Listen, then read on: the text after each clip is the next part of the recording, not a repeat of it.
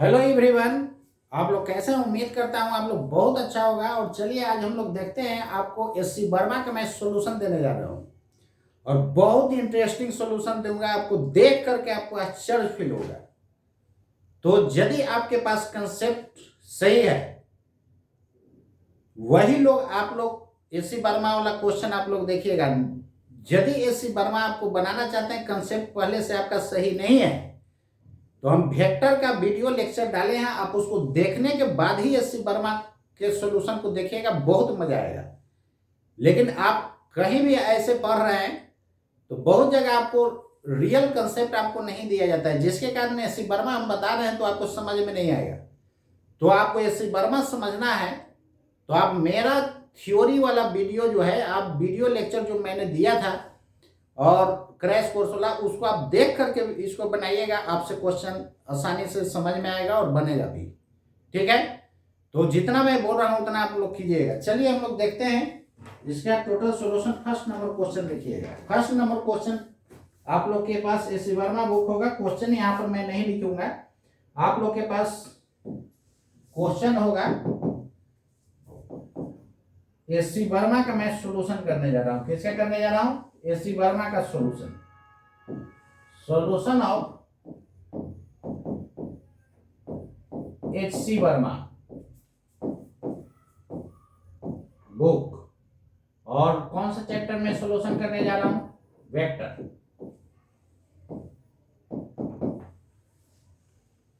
तो आप लोग गौर से देखिएगा कैसे मैं कर रहा हूं। चलिए, फर्स्ट क्वेश्चन इसका क्या करता है, आप लोग के पास बुक होगा, देखिएगा क्या क्वेश्चन करता है। कहता है कि A vector A makes an angle 20 degree and B makes an angle 110 degree with x axis. जैसे जैसे क्वेश्चन कहता है वैसे वैसे आप फिगर को ड्रॉ करते जाइए। तो कहता है कि एक्स एक्सिस के साथ जो है ए वेक्टर जो है 20 डिग्री एंगल बना रहा है। ए वेक्टर कितना एंगल बना रहा है? 20 डिग्री। और बी वेक्टर जो है 110 डिग्री। तो निश्चित रूप से 90 से बड़ा होगा एंगल, तो 110 डिग्री बना रहा है दूसरा वेक्टर, यानी बी वेक्टर। क्लियर है? अब फर्दर देखिए यहां पर क्या करता है। The magnitude of these vectors, magnitude का मतलब मैंने बताया था geometrical length. Magnitude of these vectors, magnitude of these vectors, magnitude of these vectors are 3 metre and 4 metre. इसका मैग्नीट्यूड आपको कितना दिया हुआ है बच्चों? 3 मीटर और ये 4 मीटर दिया हुआ है। क्लियर है? तो आपसे डिमांड क्या कर रहा है? आपसे डिमांड यही कर रहा है, फाइंड द रिजल्टेंट। तो रिजल्टेंट क्या होगा? तो देखिए, रिजल्टेंट केवल पूछा है, मतलब रिजल्टेंट क्या? वेक्टर होगा ना। तो वेक्टर होगा तो उसका मैग्नीट्यूड भी निकालना होगा और डायरेक्शन निकालना होगा। डायरेक्शन का मतलब मैंने बोला था कि रेफरेंस लाइन से जितना कोई वेक्टर एंगल बनाता है दैट इज कॉल्ड डायरेक्शन। और मैग्नीट्यूड का मतलब सीधे ज्योमेट्रिकल लेंथ निकालना है। तो यहां पर देखिए, सबसे पहले रिजल्टेंट के फॉर्मूला के लिए, रिजल्टेंट का मतलब क्या लिखेगा? सम। जब प्लस होता है तो रिजल्टेंट का मैग्नीट्यूड रूट अंडर पढ़े हैं a square plus b square plus 2ab cos theta, यही पर है ना। तो यहाँ पर थीटा का वैल्यू क्या हो जाएगा? तो एंगल बिटवीन टू वेक्टर्स जो है, ये एंगल निकालिएगा तो कितना हो जाएगा? 90 डिग्री होगा कि नहीं? बोलिए। अरे टोटल 110 है, 110 में से 20 घटाइएगा तो 90 आएगा ना। तो cos 90 का वैल्यू क्या हो जाएगा? 0 हो जाएगा। ये पार्ट पूरा 0 हो जाएगा। तो रूट अंडर कितना हो जाएगा? 3 का स्क्वायर प्लस 4 का स्क्वायर, निश्चित रूप से 5 यूनिट हो जाएगा कि नहीं। यहाँ पर यदि यूनिट मीटर दिया हुआ है तो आंसर मीटर में होगा, नहीं देता तो यूनिट हो जाता है केवल। क्लियर है? अब चलिए हम लोग डायरेक्शन निकालते हैं। तो डायरेक्शन वाला फॉर्मूला रिजल्टेंट में आप लोग पढ़े थे, tan अल्फा बराबर b sin थीटा। तो थीटा की जगह 90 है, divided by a plus b cos theta. ये एंगल जो बनता है किसके साथ बनता है? a वेक्टर के साथ बनता है। किसके साथ बनता है? a वेक्टर के साथ। तो ये एंगल जो बनेगा अल्फा किसके साथ बनेगा? ए वेक्टर के साथ। sin 91 होता है। बी का वैल्यू कितना दिया हुआ है? 4। और ये ए का वैल्यू है 3। और cos 90 0, तो 4/3 होगा कि नहीं बोलिए। किसका वैल्यू 4/3 होता है? 53 डिग्री का होता है। तो ये किसके साथ बनेगा? With A vector. क्लियर है? यदि x के साथ आप ये भी डायरेक्शन दे सकते हो विथ ए वेक्टर, या x एक्सिस के साथ यदि आप देना चाहते हैं तो क्या हो जाएगा? x एक्सिस के साथ देना होगा तो 20 डिग्री और ना ऐड होगा। इसका मतलब कि इसको हम मान लेते हैं थीटा, तो थीटा का वैल्यू हो जाएगा कितना? 53 प्लस 20 डिग्री। अब लिखना होगा विथ एक्स एक्सिस। ये रहा आपको आंसर। तो ये हो गया डायरेक्शन और मैग्नीट्यूड हो गया 5। क्लियर है ना? देखिए कितना इजी वे में ये आपका सॉल्यूशन हो गया। क्लियर है? चलिए नेक्स्ट क्वेश्चन देखिएगा। नेक्स्ट क्वेश्चन में क्या कहता है? Let A and B be the two vectors of magnitude 10 unit each. कहता है ए और बी का दोनों का मैग्नीट्यूड कितना दिया हुआ है बच्चों? 10 यूनिट दिया हुआ है। सेकंड नंबर क्वेश्चन कहता है कि ए और बी का मैग्नीट्यूड जो दिया हुआ है 10 यूनिट दिया हुआ है।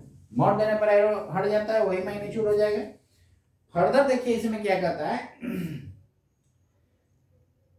कहता है कि if they are incline to X axis at 30 degree and 60 degree respectively. कहता है कि एक है 30 डिग्री पर और दूसरा है 60 डिग्री पर। किसके साथ? एक्स एक्सिस के साथ। जैसे जैसे क्वेश्चन कहेगा वैसे वैसे आप बनाते चलिए। This is A, this is B. कहता है कि ए जो है 30 डिग्री पर इंक्लाइन है और बी वाला 60 डिग्री पर इंक्लाइन है। तो यहां से देखिए ना, दोनों वेक्टर के बीच का एंगल कितना हो जाएगा? 30 डिग्री हो जाएगा। तो आप रिजल्टेंट के फॉर्मूला पर पुट कर दीजिएगा, आंसर आ जाएगा। जस्ट लाइक फर्स्ट जैसा क्वेश्चन है। कहता है कि फाइंड द रिजल्टेंट। तो रिजल्टेंट क्या हो जाएगा? बोलिए बन जाएगा कि नहीं? यहाँ थीटा कितना हो जाएगा? 30 डिग्री हो जाएगा। और ए और बी क्या है? सेम है। तो याद कीजिए जब प्लस रहता था और ए और बी सेम होता था तो उस केस में क्या होता था?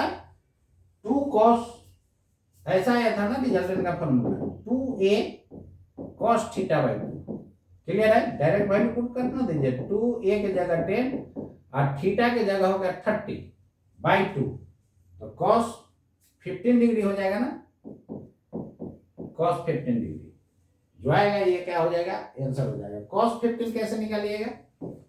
cos 15 डिग्री बराबर लिख सकते हैं cos 45 degree minus 30 degree. cos a minus b का formula cos a into cos b, और माइनस रहता है तो प्लस होता है sin a into sin b। बोलिए होता है कि नहीं? तो ये हो जाएगा 1/√2 √3/2 और ये हो जाएगा 1/√2 1/2।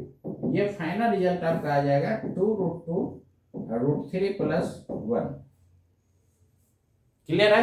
अब इसको रेशनलाइज भी कर सकते हैं। तो रेशनलाइज कीजिएगा तो √2 से ऊपर नीचे गुना तो ऊपर आ जाएगा √3 इंटू √2 मतलब √6 डिवाइडेड बाई 4। क्लियर है? √6 और √2 का वैल्यू पुट कर दीजिएगा और जो वैल्यू आएगा वो हो जाएगा रिजल्टेंट का मैग्नीट्यूड। बोलिए होगा कि नहीं? क्लियर है? तो यहां पर ध्यान दीजिए इधर।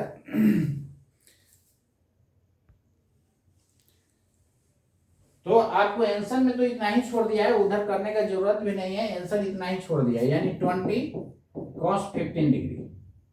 क्लियर है? तो यहां पर ध्यान दीजिए, इधर यूनिट का है तो ये भी क्या हो जाएगा? यूनिट। यदि मीटर का आता है तो मीटर हो जाता है। क्लियर है ना? यूनिट बोला है।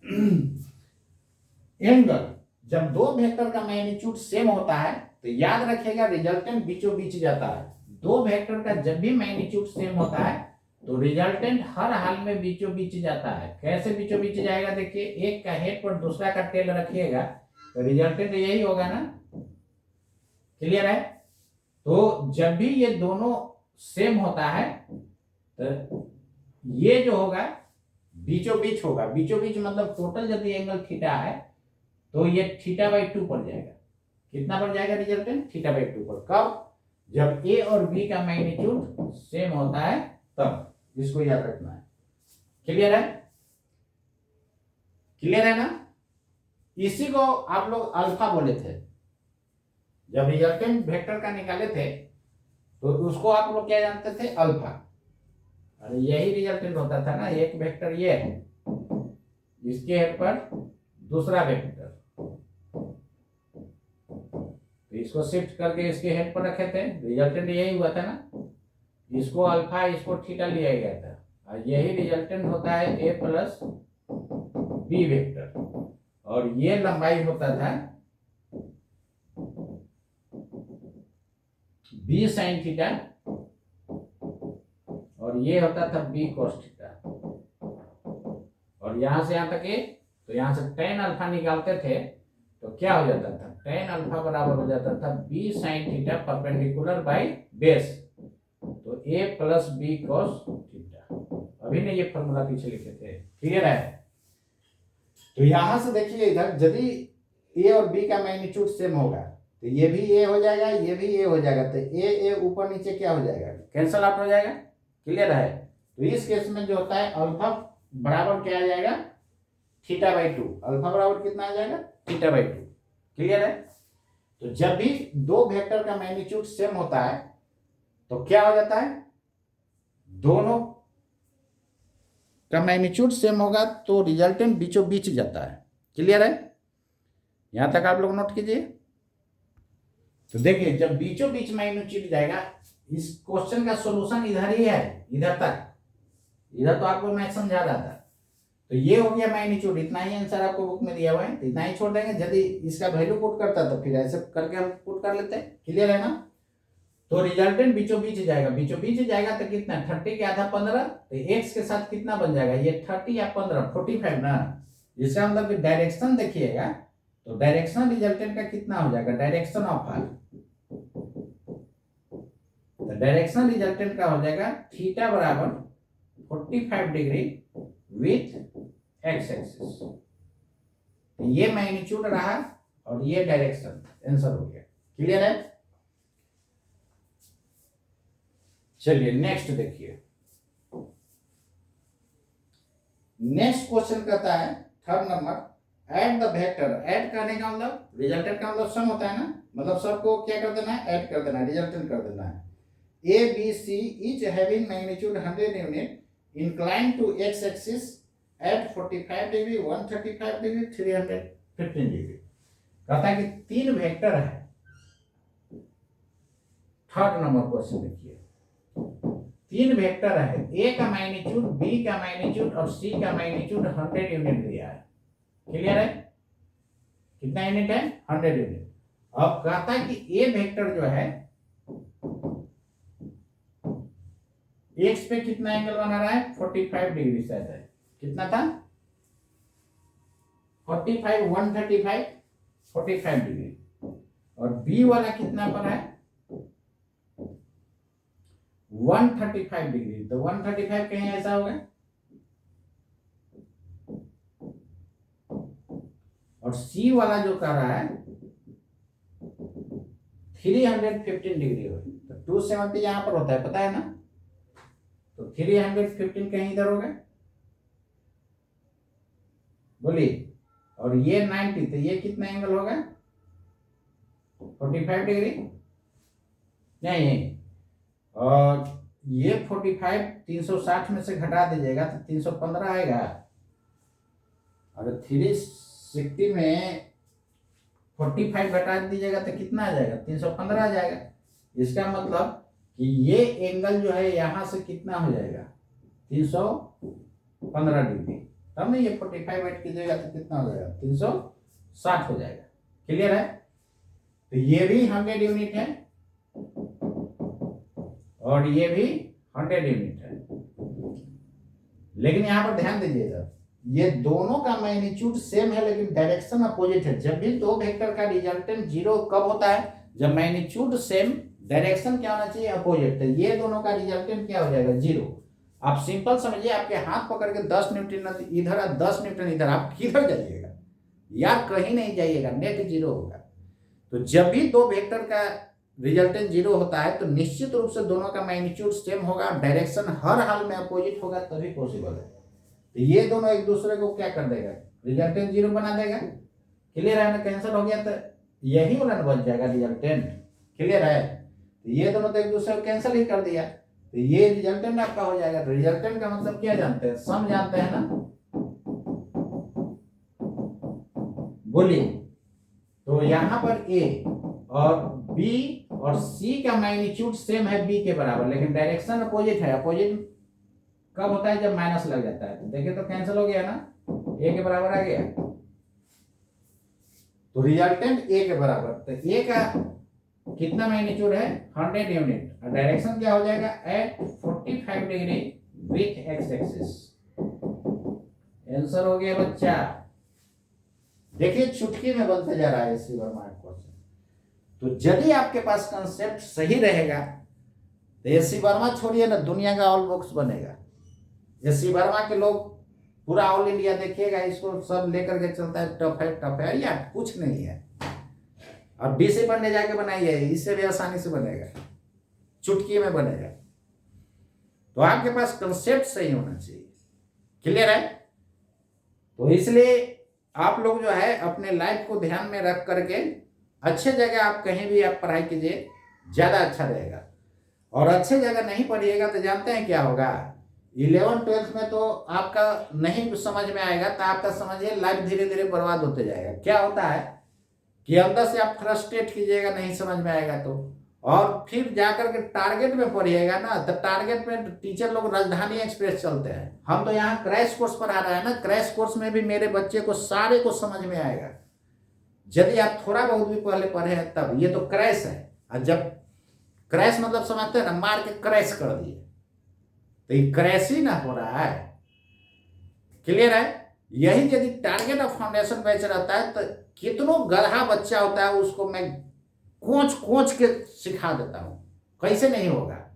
फिजिक्स ठूस करके उसको सिखाया जाता है, चाहे कितनों गधा हो। गधा को बैल बनाना मेरा शुरू से काम रहा है, आज से नहीं, 2003 से मैं इस फील्ड में हूं, और बच्चा को ठूस करके पढ़ाया। तो ये क्रैश कोर्स में आपको जो है कितना भी गधा होगा उसको भी समझ में आ रहा होगा। तो समझ लीजिए कि जब हम फाउंडेशन और ये टारगेट का बैच लेंगे तो एक बच्चा को समझ में आएगा 95%। अरे 100% मान के चलिए ना, यदि रेगुलर रहेगा 100%, ऐसे 95% बच्चे को समझ में आता है मेरे क्लास में। चाहे वो फाउंडेशन बैच हो या टारगेट बैच हो या क्रैश कोर्स हो, 95% बच्चे को समझ में आता है। लेकिन बहुत जगह आप देखिएगा कि 10% को बुझाता है, बाकी इसी तरह खिंचाते रहता है, कुछ भी नहीं बुझाता है। 10% को भी सूझ से नहीं बुझाता है, समझ लीजिए। तो ये मेरा पढ़ाई का क्वालिटी बहुत आपको समझिए, वो आप जज कर सकते हैं। जहां पर आपको 95% बच्चा को समझ में आ रहा है, तो समझ रहे हैं वो बहुत अच्छा पढ़ाया जा रहा है, और मात्र 10% को सब जगह समझ में आता है। ऑल इंडिया की बात बता रहा हूं, मैं तो कई इंस्टीट्यूट में रहा हूं, बड़ा बड़ा ब्रांड इंस्टीट्यूट में पढ़ा करके आया, और सब जगह जो है मैक्सिमम के क्लास में देखते थे 10 से 15 बच्चा को समझ में आता था, बाकी इसी तरह खींचा रहा। अरे टारगेट में 15 से 20% तक लोग के समझ में आता है, बाकी इसी तरह खींचाता है, 80% को नहीं बुझाता है। टारगेट बैच की बात बता रहा हूँ। अब फाउंडेशन में तो 10% को बुझेगा करता है, वो 10% कम ही चांस है, नहीं तो आप पता कर लीजिए कहीं भी 10% से ज्यादा नहीं बुझाता है। लेकिन मेरे बैच में 90 to 95% बच्चा को समझ में आएगा, और यदि रेगुलर सब रहेगा तो उसको 100% समझ में आएगा, 100%, यानी टोटल बच्चा को समझ में आएगा। लेकिन 5% क्या होता है, खूब मजा लेके पढ़ता है, आया 10th पास होकर खूब मस्ती में एकदम मजा लेता है, 2 क्लास छोड़ा, 2 क्लास गए, फिर आया, फिर मजा लिया, कभी रेस्टोरेंट में जाता है, कभी उधर वाटर पार्क में जाता है, मजा ले करके पढ़ता है। इसलिए वो 5% में लोग होता है जिसको हमारा क्लास नहीं समझ में आता है, 5% को मात्र 95% लोग को समझ में आता है। बाकी जगह आप कहीं भी पूछ लीजिए, 10% से लोग के ज्यादा नहीं समझ में आता है। अपना इज्जत बचाने के लिए भले बोल देता है कि हमको समझ में आता है, जिसको न भी समझ में आ रहा है ना, तो उसका दोस्त लोग पूछेगा तो कहेगा कि क्या समझ में आता है, तो अपना इज्जत बचाए के चलते कहेगा हाँ आता है, लेकिन उसको कुछ भी नहीं बुझाता। ये सही बात बता रहा हूं। चलिए ठीक है, नेक्स्ट देखिए। सही बात थोड़ा सा कड़वा लगता है और हम परफेक्ट सही बोलते आ रहे हैं। और जब से मैं पढ़ा रहा हूं तब से स्टूडेंट को बेवजह उसको मोटिवेट गलत रास्ता नहीं बताया, कभी हमेशा सही बात बताया। और बच्चा को तो हम मारते भी हैं, उसके बाद भी जो है मेरा बच्चा भक्त होता है। मैं सिंगल टीचर मैक्सिमम इंस्टीट्यूट में रहा जहां बच्चे को मारते थे, फिर भी बच्चा मेरा भक्त रहता था। तो मारने के पीछे रीजन ये था कि किसी तरह उसको सुधार दिया जाए। जो कसम खा लेता था कि हमको नहीं सुधारना है, उसको हम फिर छोड़ देते थे। चलिए देखते हैं क्वेश्चन नंबर 4 में। देखिए क्या कहता है।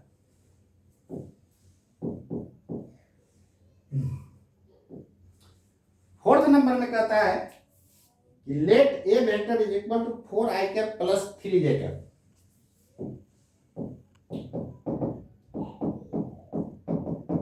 ध्यान दीजिए इधर, केवल i cap j cap k cap को ऐसे भी लिखा जा सकता है।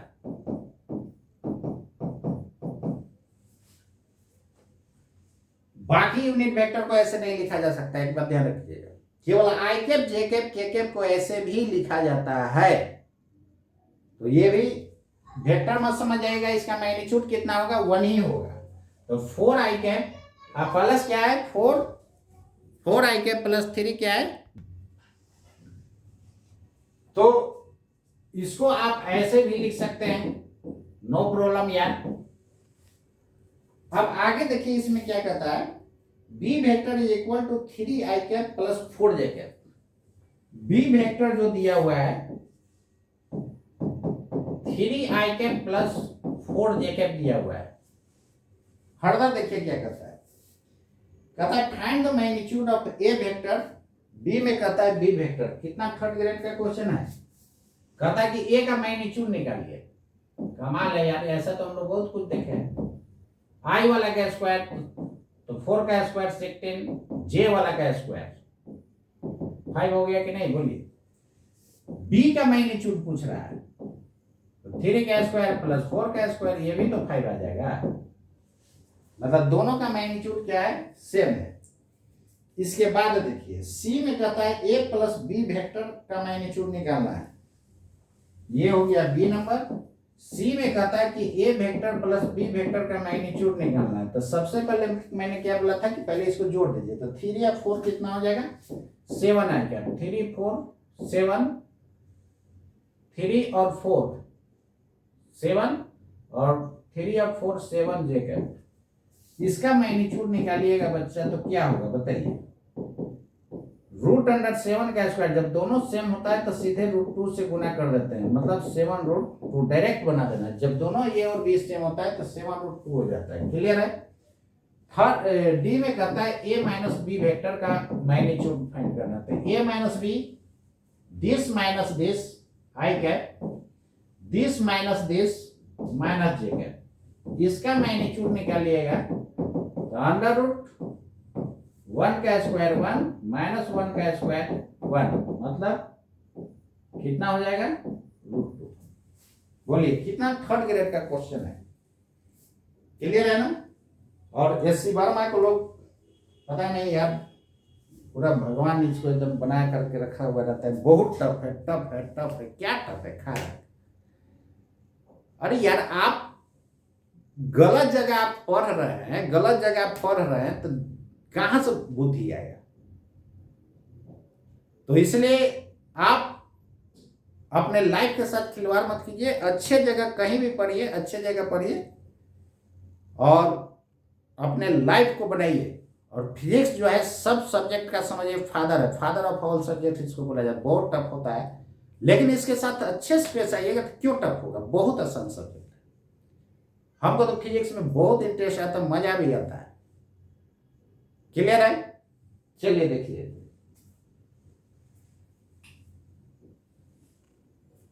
क्वेश्चन नंबर 5 में। देखिए 5 में कहता है कि refer to figure, find the magnitude x and y component C में कहता है angle with x axis of resultant of O A B C D. ये फिगर आपको दिया हुआ है। फिफ्थ फिगर आपको दे दिया है क्वेश्चन में। ओ ए 30 डिग्री पर है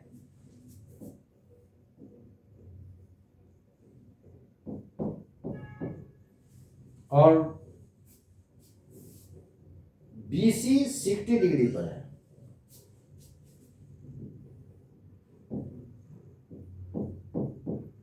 this is BC, this is OA और इसका लंबाई दिया हो 1.5 मीटर, मतलब लेंथ दिया है, मतलब क्या मैग्नीट्यूड, और उसका 2 मीटर दिया हुआ है।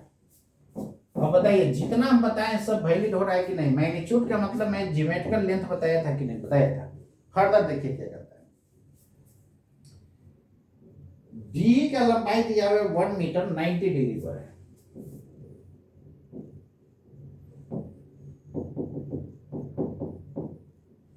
क्लियर। अब आगे देखिए क्या करता है। कहता है कि resultant of OA plus BC plus D, resultant पूछ रहा है। तो रिजल्टेंट क्या हो जाएगा? रिजल्टेंट का मतलब सम OA plus BC plus D। Clear है। तो कैसे लिखिएगा? ये बीच में है, बीच में जब भी लाई करें तो उसको कंपोनेंट तोड़ दीजिए। तो जिसके साथ एंगल बनता है क्या मैंने बोला था उसमें कॉस लगाने के लिए परपेंडिकुलर में आंख बंद करके साइन लगाना है। ऐसे तो इनफाइनाइट कंपोनेंट तोड़ा जाता है।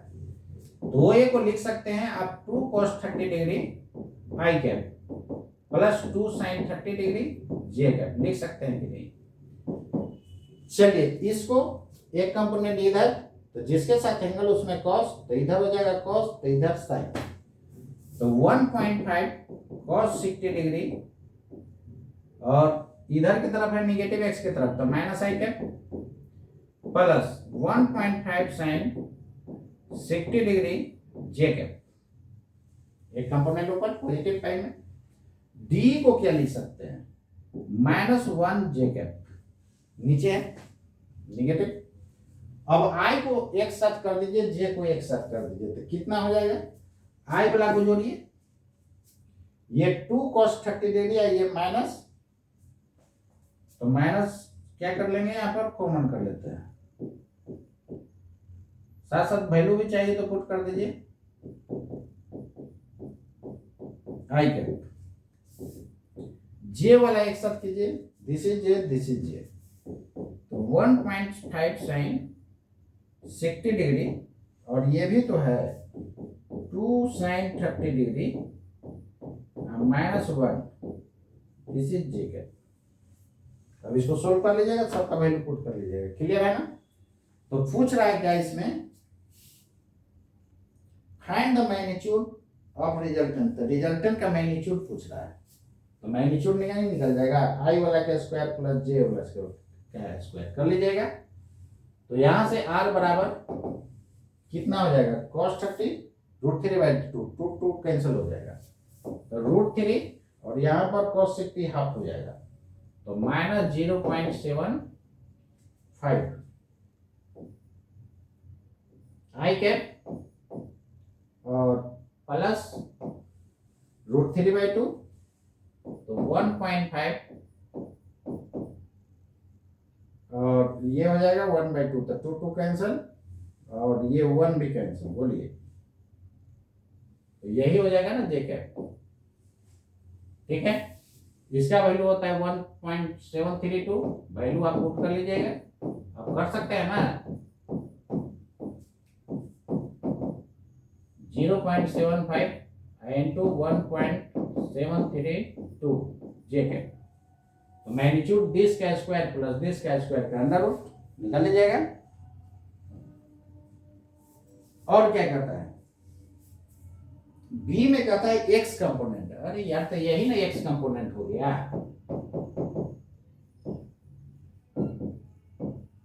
और ये हो जाएगा बाई कंपोनेंट।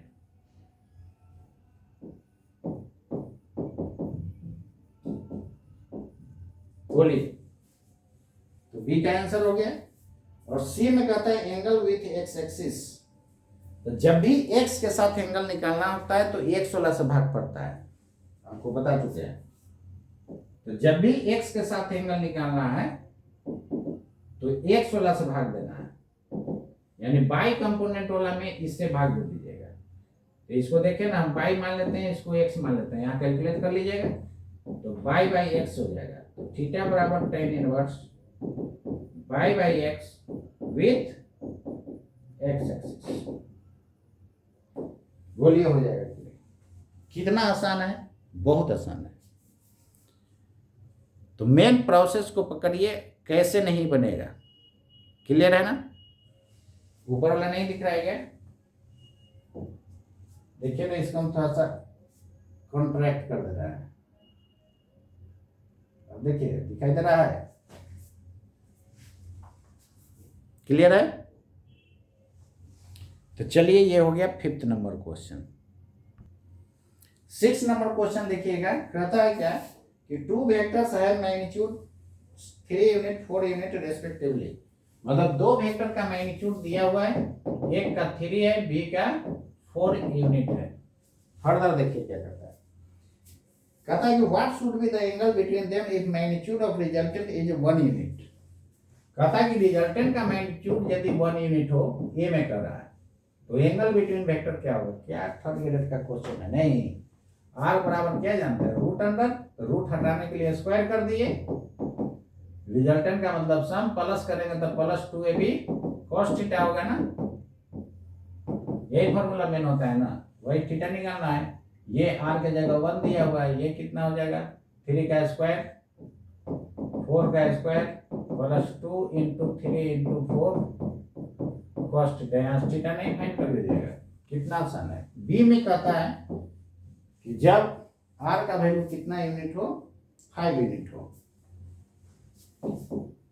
जब आर बराबर 5। सी में कहता है जब आर बराबर 7। नहीं बन जाएगा, आर की जगह 5 पुट कर देना, बाकी सब वही, तो थीटा निकल जाएगा यहाँ। आर का वैल्यू एक बार फिर 7 पुट कर देना है सी में, बाकी सब इधर उधर वही रहेगा, क्लियर। ये 7th नंबर क्वेश्चन था, सॉरी 6th नंबर क्वेश्चन था। 7th में देखिए क्या करता है,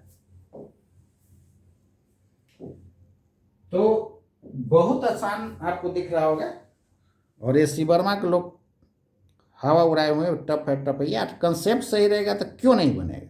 अब देखिएगा यूरोप का सॉल्यूशन जब करेंगे ना, ये IIT एडवांस के लिए, तो देखिएगा उसको भी चुटकी में हम लोग बनाते चलेंगे। क्वेश्चन नंबर 7th में देखिए, 7th में क्या कहता है, कहता है कि spy report about A suspected car. Spy का मतलब होता है जासूस, अरे चोरी होता है तो एक जासूस बता रहा है कि एक सस्पेक्टेड कार, मतलब कि जो जिस पे शक है, ये suspected car reads as follows. आप लोग के पास एसी वर्मा किताब है ना, क्वेश्चन नंबर 7 दिए, तब 7 देख करके उसको देख लीजिएगा पहले क्वेश्चन, उसके बाद जो हम बता रहे हैं वीडियो देखिएगा, आपको समझ में आ जाएगा। कहता है कि spy report about suspected car reads as follows, the car moved 2 kilometre towards east. जैसे जैसे क्वेश्चन बच्चों कहेगा वैसे वैसे चल रहा है, एकदम एक्स्ट्रा कुछ भेजा लगाना ही नहीं, जितना आप बोल रहे हैं एकदम फोटो स्टेट कीजिए, कैसे नहीं होगा। 12th वाला के जब पढ़ाते हैं, जब उस पढ़ाते वक्त ही वो लोग का टिक आउट कराते जाते हैं कौन इंपॉर्टेंट है। मेरा कोडिंग रहता है 12th वाला में सिंगल टिक, डबल टिक, ट्रिपल टिक, जिसमें ट्रिपल टिक मारते मोस्ट इंपॉर्टेंट होता है, और उसके बाद ये, उसके बाद ये, जितना भी मारते हैं ना 12th में, उसके अंदर क्वेश्चन पूछता है। तो 12th वाला को जिंदगी भर टेंशन कभी नहीं रहता है, वो जाएगा एकदम छाप करके आएगा, वो टॉप कर जाएगा और बहुत अच्छा मार्क्स लगता है। और जितना भी टिक आउट करेंगे उतना ही में से पूछेगा, फालतू चीज पूछेगा ही नहीं। अरे हिस्ट्री ज्योग्राफी देख रहे हैं ना, ये सबसे जो ऑनर्स करता है उसका 5 गो क्वेश्चन लिखने के लिए आता है, हम मात्र 5 से 7 क्वेश्चन मैक्सिमम गेस करते हैं, और उसी में से सब मिल जाता है। हर एक साल मेरे पास ग्रेजुएशन वाला का गेस पेपर आते रहता है यानी गेसिंग करने के लिए आते रहता है, उसको गेस करते हैं 5 से 7, किसी किसी पेपर में तो 5 क्वेश्चन गेस करते हैं, 5 मिल जाता है। तो ये ट्वेल्थ वाला को टेंशन नहीं लेना है, जितना मैं बोलता हूँ उतना आप कीजिए, आपको इजीली वे में होगा। बाकी आप नीट और आईआईटी के लिए लगिए, कैसे नहीं होगा। नीट और आईआईटी में भी समझिए एक तरह गेस करते रहे, सिंगल स्टार से 5 स्टार कोडिंग टोटल रेडी कीजिए, आप देखिएगा तो आपको एग्जाम में सब लगेगा क्वेश्चन आउट हो गया, एकदम सब सिमिलर टाइप का पूछेगा। एक बार करके तो जाइए, मजा आएगा।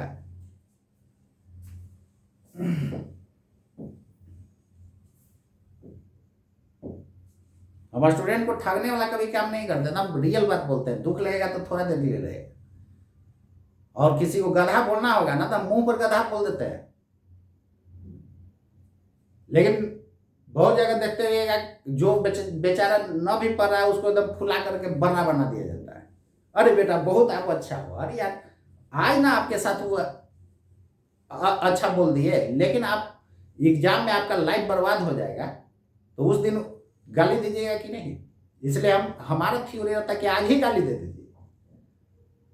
इसलिए हमारे बैच का ईच स्टूडेंट पिटाता है, कोई ऐसा स्टूडेंट नहीं है जो हम नहीं पिटाया हो। और मारते भी हैं तो एकदम प्यार से मारते हैं, एकदम उसको मजा आता है। और जिसको हम मारते हैं उसको लगता है और सर मारते और मारते और मारते, मारने में भी उसमें फिजिक्स लगा देते हैं, उसको खूब मजा आता है, पिटाने में भी मजा आता है। ये सही बात बता रहा है।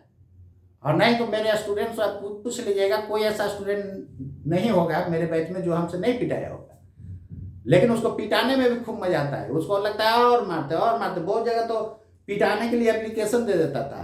कार्बोनेट इंस्टीट्यूट जैसे आकाश फिट ये सब जो होता है उसमें पिटाई के अलाउ नहीं होता है, तो बच्चा लोग एप्लीकेशन लिख करके दे देता था कि हमको पीटा जाए, फिजिक्स वाले को अलाउ किया जाए मारने के लिए। अब बताइए, पिटाने में भी उसको मजा आ रहा है तब न कर रहा है।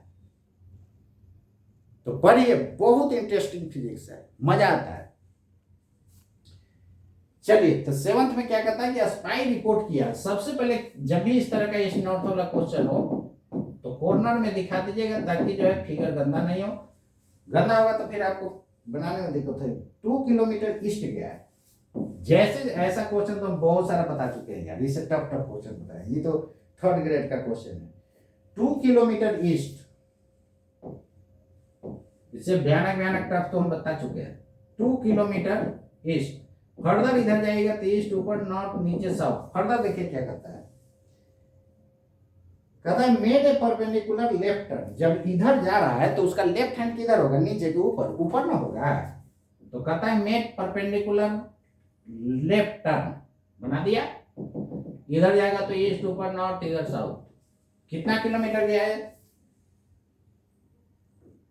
ये गया है आपका left turn and ran for 500 metre. 500 metre मतलब कितना, 0.5 किलोमीटर। अरे किलोमीटर में 1000 से भाग देंगे ना जी, किलोमीटर में कन्वर्ट करना होगा तो 1000 से मीटर में भाग दोगे कि नहीं। अब फर्दर देखिए क्या कहता है कि made a perpendicular right turn and ran for 4 kilometre. अब ये किधर जा रहा है, राइट टर्न किया है और 4 किलोमीटर गया है बच्चा।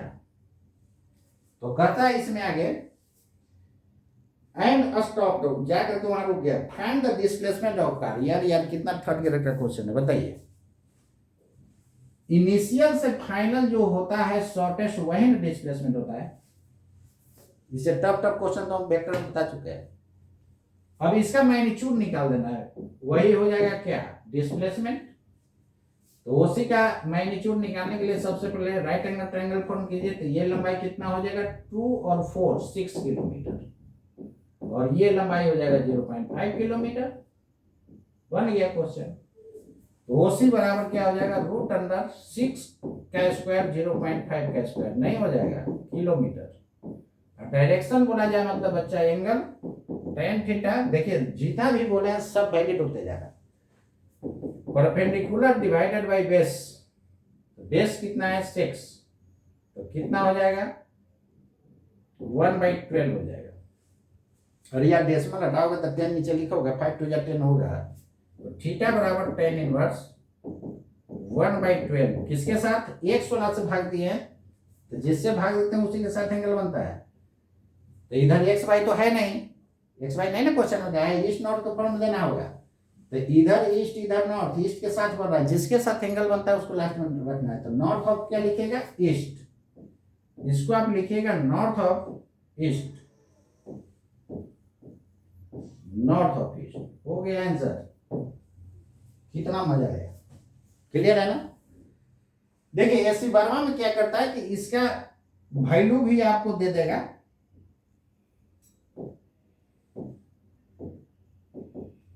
tan इनवर्स 1/12 का, तो ये टेबल देख करके देता है। आप इतना ही आंसर छोड़ दीजिए इनवर्स के फंक्शन में। यदि आपको डायरेक्ट नहीं वैल्यू है पता तो इतना ही इनवर्स में छोड़ देना है। और डायरेक्ट वैल्यू जैसे 30 डिग्री का पता रहेगा, 60 डिग्री, इसका इतना ही छोड़ देंगे आंसर, लेकिन उसमें डिग्री में दे दिया हुआ था, टेंशन नहीं लेना उसे, ठीक है। चलिए देखिए कितना मजा आया। एससी वर्मा लोग जपते रहते यार, कितना आसान है। चलिए 8 नंबर देखिए क्या सब होता है। 8 नंबर क्वेश्चन कहता है कि एक कैरम बोर्ड, यार जिंदगी में आप लोग कैरम बोर्ड खेले हैं कि नहीं खेले हैं? अरे जिंदगी में कैरम बोर्ड देखा है कि नहीं देखा है? देखे हो ना, तो वही कैरम बोर्ड वाला क्वेश्चन है। देखिए एससी वर्मा साहब का इंटरेस्टिंग एकदम क्वेश्चन आता है। तो कहता है कैरम बोर्ड कैसा होता है, रेक्टेंगुलर, स्क्वायर होता है ना, 4 feet cross 4 feet square, has the queen at the centre. देखिए कितना इंटरेस्टिंग क्वेश्चन लिखे हैं। कहता है कि एक कैरम बोर्ड है और 4 फीट इसका लंबाई दिया हुआ है, 4 फीट इसका, ये फीट का सिंबल होता है जी। और यदि ऐसा है तो इसको इंच बोलते हैं, क्या बोलते हैं, इंच। और एक रहेगा तो फीट बोला जाता है। आप लोग देखते हुएगा ये कॉर्नर पर होल बना होता है, जिंदगी में खेले होइएगा तो पता होगा। कहता है कि क्वीन कहां पर है, क्वीन बच्चा सेंटर पर है।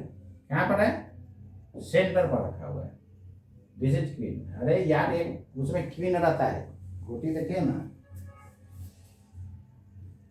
कहता है the queen hit by the striker move to the front edge and rebounds and goes into the hole behind the striking line। मतलब कि यहां से जो है फ्रंट एज की तरफ स्ट्राइक किया, फ्रंट एज से, और टकराने के बाद रिबाउंड्स मतलब वही जितने एंगल पर आएगा उतने एंगल पर लौट करके चला गया। एंगल ऑफ रिफ्लेक्शन जानते हैं ना, angle of reflection is equal to angle of incidence होता है, क्लियर है, मतलब लॉ ऑफ रिफ्लेक्शन। तो जितने एंगल पर आएगा उतने एंगल पर ये लौट करके क्या हो गया, चला गया। इसी को हम लोग रिबाउंड्स बोल रहे हैं। ऐसा हो जाएगा। अब चलिए आगे बढ़िए। कहता है कि goes into the hole behind the striking line, find the magnitude of displacement of queen. A में कहता है from centre to the front edge. A में आपको डिस्प्लेसमेंट निकालना है from centre to the front edge, मतलब ये लंबाई निकालना है बच्चा ए में। तो चलिए सबसे पहले आप निकाल लीजिए। ये मान लेते हैं कि x है, तो ये कितना हो जाएगा, ये हो जाएगा 2 - x, नहीं हो जाएगा। अरे भाई 2 माइनस क्या हो जाएगा, x हो जाएगा, क्योंकि पूरा 4 है तो आधा कितना हो जाएगा, ये 2 नहीं होगा, क्लियर है। ये 2 - x हो जाएगा। अब ये ट्रायंगल में tan थीटा निकालिए, तो एंगल के सामने वाला परपेंडिकुलर होता है, तो x बाई क्या हो जाएगा 4, यही ना बेस है। और इस ट्रायंगल में देखिएगा तो tan theta this by this, ये कितना है 2 - x बाई 2 हो जाएगा। अब ये दोनों को इक्वेट कर देंगे तो x निकल गया। जब x निकल जाएगा तो 2x बराबर 8 - 4x हो जाएगा। यहाँ से 6x बराबर 8, यहाँ से x बराबर 4/3 हो जाएगा। अरे बराबर का सिंबल है, z कहाँ से आएगा, क्लियर है, इतना फिट हो गया। तो चलिए आपको ये लंबाई आपको निकल गया 4/3 फीट, तो ये लंबाई कितना हो जाएगा, 2 में से घटा दीजिए, तो 2 - x बराबर हो जाएगा 2 - 4/3, 2/3 फीट। तो चलिए ये लंबाई 2/3 फीट, ये 2, तो ये लंबाई नहीं पता हो गया, इसको वो मानते हैं, इसको ये मानते हैं, इसको बी मान लीजिए, इसको सी मान लीजिए। तो वो ये पूछ रहा है, ये में वो का लंबाई कितना हो जाएगा बच्चा, बोलिए, दिस का स्क्वायर प्लस दिस का स्क्वायर। तो ये 2/3 आया है, और ये है 2, और ये 2/3, ये 2, कितना हो जाएगा 4, और ये 4/9 प्लस 4, तो 36 √40 डिवाइडेड बाई 9। √40 को क्या लिख सकते हैं, 2√10/3, इतना हो जाएगा फीट। ए का आंसर हो गया। बी में देखिए क्या करता है, कुछ दिमाग लगाना है यार, खाली ज्योमेट्री है, कुछ दिमाग लगाना है। यहाँ पर देखिए तो ज्योमेट्री ये नहीं लगा सकते, tan theta this by this. इसमें क्या होगा, परपेंडिकुलर बाई बेस, एंगल के सामने वाला परपेंडिकुलर होता है। यहाँ से एक्सपांड कर लिए। अब कहता है कि सेंटर से फ्रंट एज तक डिस्प्लेसमेंट क्या होगा, ए में, तो निकल गया, ये हाइपोटेनस निकाल देना है इस राइट एंगल ट्रायंगल में। बी में देखिए क्या कहता है, कहता है कि from front edge to the hole, front edge to the hole, मतलब ए भी पूछ रहा है। ए बी का लंबाई अंडर रूट, बोलिए हाइपोटेनस राइट एंगल ट्रायंगल में, तो ये लंबाई कितना, x का वैल्यू आया 4/3, और ये 4 है, तो 16/9 प्लस 16, तो कितना हो जाएगा बोलिए, 144/9, ये कितना आ जाएगा 160/9। 160/9 को लिख सकते हैं 4/3√10, यही फीट हो गया आंसर। बोलिए होगा कि नहीं, ठीक है। सी में क्या करता है, सी में कहता है from the centre to the hole, तो सेंटर टू द होल मतलब ये लंबाई निकालना है, ओ बी, तो सी में ओ बी निकालना है, निकल जाएगा। ये लंबाई 2 फीट, ये लंबाई 2 फीट, जब दोनों सेम होता है तो बच्चा √2 से गुना हो जाता है, तो √2 × 2 यानी 2√2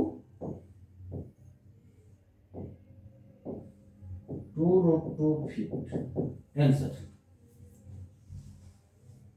चलिए बताइए, किसी को प्रॉब्लम है क्या, नहीं ना, वो प्रॉब्लम थोड़ा सा कम दिख रहा है, तो देखिए इसको थोड़ा सा कॉन्ट्रैक्ट कर दे रहे हैं, दिख गया क्या जादू है।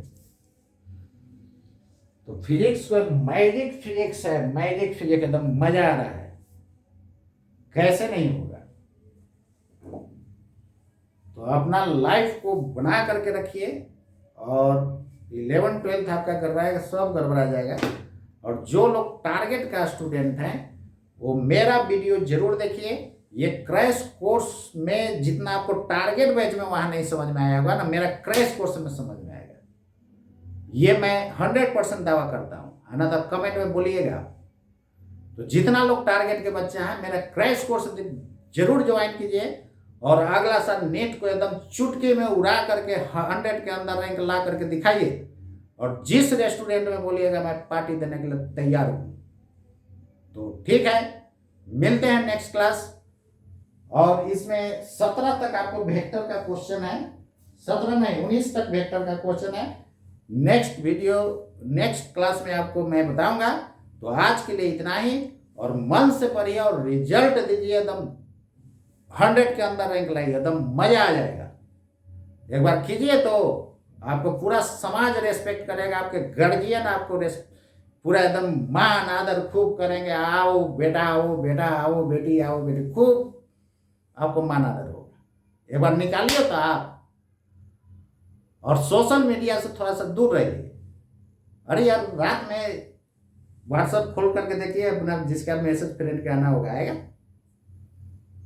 गर्लफ्रेंड बॉयफ्रेंड वाला चक्कर हटाइए, वो तो जिंदगी भर करना ही है। जाइए ना कॉलेज में 4 5 गर्लफ्रेंड और बॉयफ्रेंड रखते रहिए, सब लोग रखता है, अभी रखिएगा, अभी तो यहाँ निकाल लीजिए। तो नीट और IIT को क्रैक करके रहिए, उसके बाद जो है जैसे ही आप करेक्ट कर लीजिएगा ना, तो आपके पीछे ऐसे ही 10 को पीछे दौड़ जाएगा। आप जिसको ना भी गर्लफ्रेंड बॉयफ्रेंड बनाना चाहिए वो भी आपका बन जाएगा। पहले निकालने का दिमाग लगाइए। तो ठीक है, मिलते हैं नेक्स्ट क्लास में आपको।